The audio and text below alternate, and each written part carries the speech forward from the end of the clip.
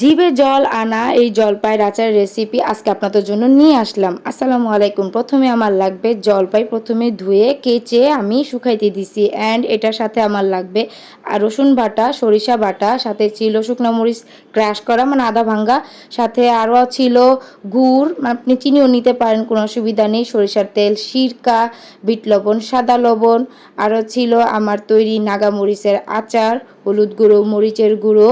যেহেতু আমি 1.5 কেজি জলপাই নিয়েছি সেই পরিমাণে আমি আন্দাজ মতো করে সব কিছু নিয়েছি। দেন জলপাই আর পাঁচফোড়ন বাদে বাকি সবগুলো উপকরণ আমি একসাথে কষিয়ে নিই। এখানে কোনো পানি ব্যবহার করা যাবে না, তাহলে আচার নষ্ট হয়ে যাবে।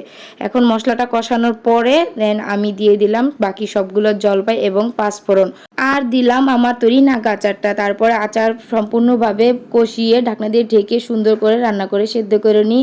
হয়ে গেল আমার দারুণ মজাদার জলপাইয়ের আচার। আচারটাকে ভালো মতো ঠান্ডা করে নিই, তার আগে আমি বয়ম ধুয়ে শুকিয়ে রাখি, বয়মে সার্ভ করি। তো আমার এই ভিডিও আপনাদের কাছে কেমন লেগেছে লাইক দিয়ে কমেন্ট করে জানাবেন। আল্লাহ হাফেজ।